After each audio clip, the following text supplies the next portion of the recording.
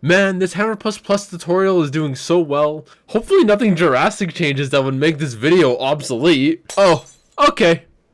This is how we're gonna play, are we? Go to the Hammer++ website and install the Garry's Mod version of the program. Next, open up the zip file with a program like 7-zip or WinRAR. Link in the description. Navigate to your Steam library. Right-click Garry's Mod, Properties, Betas, and under the drop-down, click x86x64 Chromium plus 64-bit binaries, and wait for Garry's Mod to finish updating. While we are in the Steam library, right-click Garry's Mod, Manage, Browse Local Files. Open up the zip file and drag the Win64 folder into the bin folder. Now go to the Win64 folder. Here, you can open up Hammer++ and map to your heart's content. However, you may want to install some custom content. Make a folder somewhere where you will store your custom content that isn't your downloads folder or your Garry's Mod folder. Now that we have that folder created, we'll obviously need to have some custom content, so let's find some. I'll be using a Killing Floor 2 texture pack from Game Banana as an example. Now create the Killing Floor 2 folder in the content folder you created. Next, drag the materials folder into the Killing Floor 2 folder we created.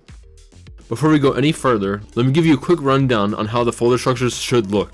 When you make a new custom content folder, let's use my Zen folder as an example.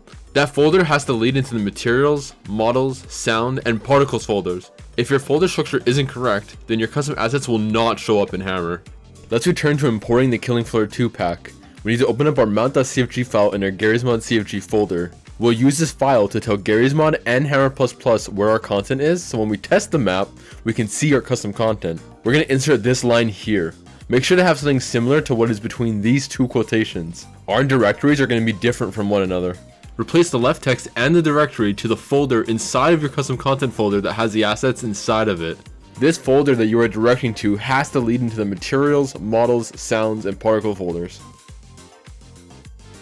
Restart Hammer++ and open up a map or create a new one on the top left. Open up the material browser on the right hand side. We can now type the name of the folder that we created to filter the materials. And there we go, we got the content inside of Hammer.